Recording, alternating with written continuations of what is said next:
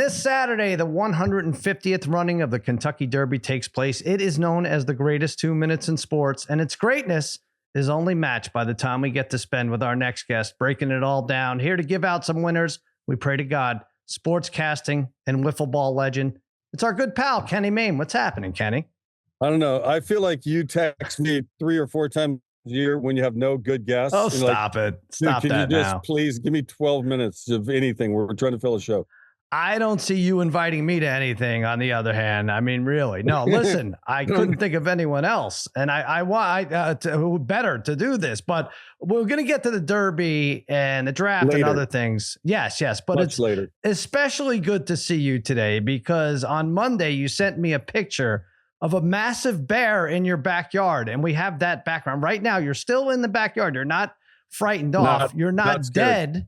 I didn't hear from you. I was worried. Is this an AI version of Kenny Mayne, the recently devoured Kenny Mayne? Tell us about this bear. So right where I am, our dirty barbecue is right over there.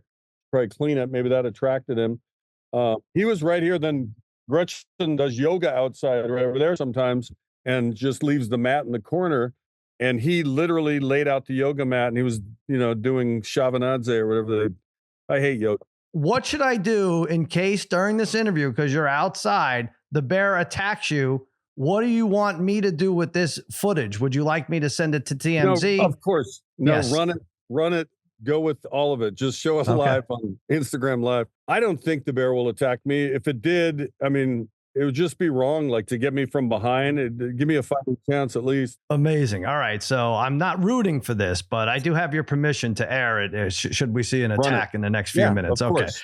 All right. Now, should we take this as a sign to bet the Bears over 8.5 wins this year? Do you like the new quarterback? I think they did great, but not only did the Bears get a superstar quarterback, but Rome Odunze with the 9th pick, that's a good combo for years to come. The over-under on the Bears is what? 8.5, which is surprising for a, obviously incoming quarterback expected to be around or above 500, right? I thought it was a bit high number.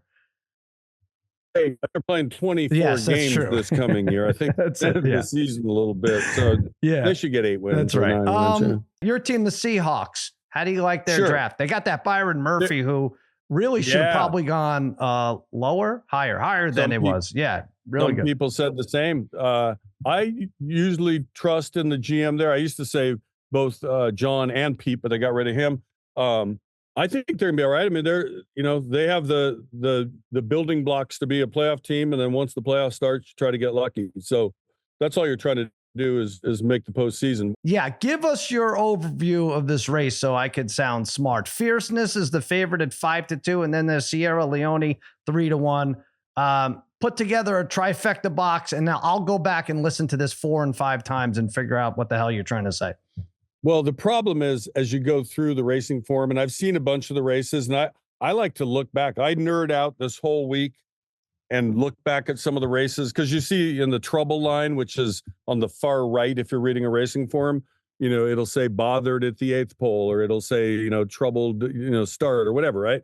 Fierceness, the favorite, is breaking from the 17. I don't think anyone's ever won from the 17, but there's a first time for everything. I remember when Big Brown broke from the 20 and everybody freaked out about that. I was like, he could start behind the gate. He's still going to win. He'll just, beat them. Here's a weird thing about Fierceness. Don't know if it means anything at all. It's raced 5 times, right? 3 wins. Mm-hmm. Wins this maiden out of the gate by a wide margin, then goes poorly, then wins the Breeders' Cup Juvenile by a wide margin, then runs 3rd in the Holy Bull, not up to expectations when he was like 2-5 or whatever, and then wins convincingly in the Florida Derby. In other words, he's gone good, bad, good, bad, good. Right. So you're taking the zag. You're taking the zag with Fierceness. You think it's been bad, good, bad, and now good. I think all I'm saying is I wouldn't take too short on him, right? I think, what is he, 5-2 morning line? That's what we're saying, yeah. I'm guessing he's going to come down from that. So I would just beware. One more to throw in, Mystic Dan. No promises, but I really like the way it ran in Arkansas. Had a little bit of an excuse, not a great one in the Arkansas Derby, but I wouldn't toss it entirely. But like I said, I hope to get lucky on the preceding races and then play my 5 or 6 horses in the Derby, and I'll hope for the longest shot one to come in. All right, I want to play a quick game with you. We're going to do this at the Kimmel Comedy Club on Saturday. $25 wristband, get in, all you can eat. You get a mint julep, beautiful. And I'm going to give away prizes. And one game we're going to play is called Horse or Horse. We probably had to bleep that. But here's how it works. I give you the name of a horse. You tell me if it actually ran in the Derby or if I'm completely making it up. You ready? So the ones that didn't run, are they real horses that didn't run, or are they just made up names? Made up names as far as I know. I don't know. Okay, Maybe they very did well. have. I just maybe need they to know the yes. rules of engagement here. You got because it. I want Horse. to try. Well, you have not played horse or before? Are you kidding me? All right. I think it's similar, like TV shows, I think, for True TV during the NCAAs. Yeah. Okay, gotcha. All right, here we go. Don't tell my wife. Horse or horseshit? Horseshit. That's correct. I think you're going to be good at this. Jambalaya Jazz. I think that ran. That's a horse. Craig Pettit finished 15th in the 1995 Derby. All right. Of course it did. All right. Mucho Macho Man. That's a horse. Finished third, 2011. That's right. Soon enough, I'll be glue. That is not a horse.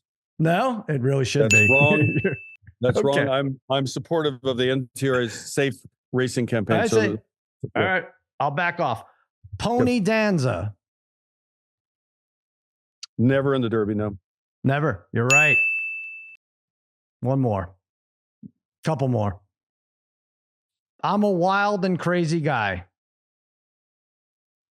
Might be a horse. I don't think it ran the Derby, though. You gotta commit one way or another. I'm gonna say no. But I'm definitely not confident. I'm gonna say no. Oh, you got it wrong. Finished Damn fourth it. in 2007 Kentucky Derby. Serious? I can tell you won the 2007 Kentucky Derby, Street Sense. You see that? And Why do you know that? I just know, like, I can 17 name years certain ago. years. I'm not as good as like Randy Moss say, but but I'm in the neighborhood sometimes because I know that particularly because I was there covering for ESPN and the Queen of England was there. And I was able to get a picture with her, even though she was like 70 feet away. We angled it such that we looked side to side. And then I, in June, went to England as a story where the Queen had come to America. So in exchange, I went to England and walked around London and said stupid things. Somehow they approved that. I'll give you one more. Secretariat. White Bronco. No. No, you're right. Okay. Listen, you got like 6 out of 7. That's pretty damn good. 2001 Monarchos Kentucky Derby. Oh, wow. You're like my son with all the Royal Rumble winners. Tell us now. You told me last year about Wiffle Ball, the movie. How are we progressing with that? It's in front of somebody right now. I can't say who. We just got turned down by somebody else. I don't want to say who there either, but it's about a year ago now, actually. It is a year. Had time on my hands and said, I'm going to just make something and see if it's any good. Hopefully somebody buys it, but we're not trying to get rich so much as prove that we can do this. So we made sort of a comedy documentary about a day in 1989 when I threw wiffle balls with Ken Griffey Jr. He was then a rookie in Seattle, age 19. And for all these years, I've maintained that I beat him on a speed pitch by 1 mile per hour. So this story is me going back to find the truth of what really happened that day. Ken Burns is in it. We got Pearl Jam music, Head and the Heart from Seattle. They're in it. Sam LaChow, rapper, he did some music for us. We think we told a funny story. Now we're trying to get noticed so that somebody says, here's $500 for this movie. We'll give it to you now. I love the idea of it. What was the number? 1 mile an hour faster. I'm going to say, hold on. I have no idea with a wiffle ball. I'm going to say 56. 61. It turned out really we tied. My memory is that I threw 62, but there's a chance, for those who know how cameras, like videotape operators, if what they say double click and it doesn't roll, like you've turned it on, then you turn it off. I feel like that happened, but I want to put it all on Jan. I went back to driveline baseball in Kent, Washington, where a lot of the pros work out. They do all the metrics and all that stuff. And I threw faster at age 64 than I did at age 29. Turns out, though, we were not using a real wiffle ball in 1980. We discovered it was like one of those fake wiffle balls, with right, all the with the holes, like a holes. pickleball. Yeah. Mhm. But yeah, I guess I'm throwing close to 70 with the wiffle ball today. I could stick around and just wait for this bear attack, but I don't feel it's fair. I think enough is enough. You've said a lot out here today. I'm actually coming your way to Los Angeles for a little golf event. Oh, good. So maybe I'll just see you driving on the 405 or something. No, look me up. Just send me a text. We'll figure it all out. And in the meantime, rub some honey on top of your head. It looks like you're getting burned. Yeah, it's getting hot out here. Yeah. All right, Kenny What else Mayne. we going to talk about? I'm good. I'm set. Listen, you could follow the great Kenny Mayne on Twitter at Kenny, what is that, _Mayne? Yeah, in fact, I just posted a Fred Couples golf swing. That's how nerdy I am about golf right now. Yeah. I love it. All right. He's battling bears. He's battling insects. Thank you for coming on, Kenny Mayne. I appreciate it. You're the best. $500. That's all.